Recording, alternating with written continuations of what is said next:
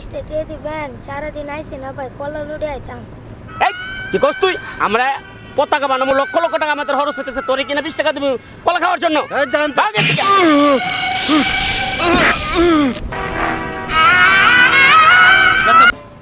কালকা যে সুন্দর খেলা দেয়ছে আর্জেন্টিনা, ভাব রে ভাব, মেসি কি গোলটাও না করছে, এত সুন্দর গোল আগে আর কখনো দেখি নাই। জি ভাই জি। আরে বেড়া এখন তো বড় টেনশন আছি। কেন? এদিন তো এই নেমারের পাও আঘাত পায় তো 2 ম্যাচ খেলতার না।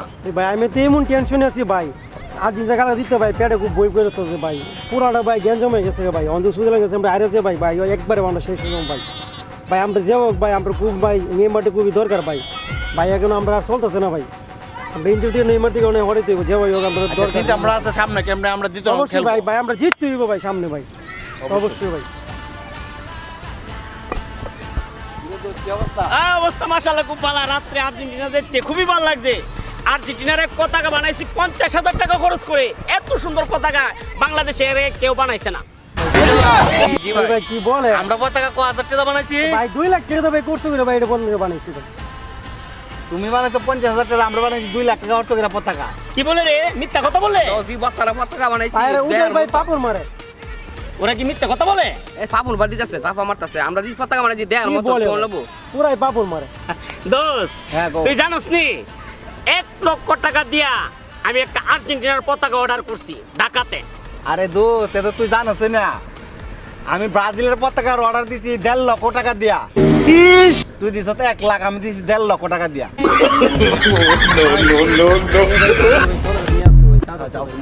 যাই ভাই বাজার যাইতে হবে, পতাকা আনবো লাগে, লগে বাসো আনুম, লাইটে বাড়া বুমো আনুম, পুড়াবার লাগে। বড় একটা বাসা নিস। ভাই 20টা টিয়া দিবেন, সারাদিন আইসি না ভাই, কলা লুড়ে আইতাম। এই কি কস তুই? আমরা পতাকা বানাবো, লক্ষ লক্ষ টাকা আমাদের খরচ হতেছে, তোরে কিনা 20 টাকা দিবি কলা খাওয়ার জন্য? ভাগ এর থেকে।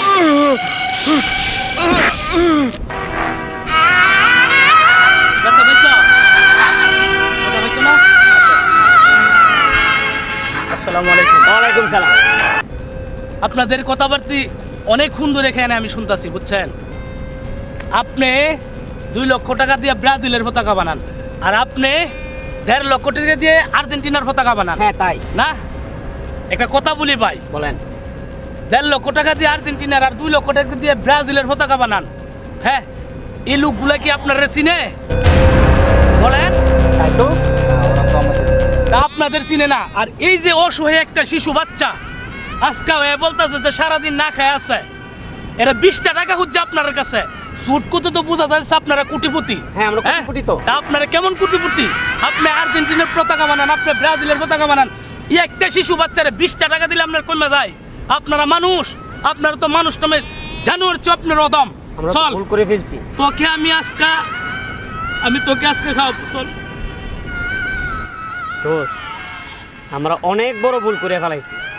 আমরা দেশের মানুষের কথা চিন্তা না করে আমরা ওই দেশের পতাকা লাগাই লক্ষ টাকা খরচ করে, আমাদের দোষ এটা করা উচিত হয় নাই।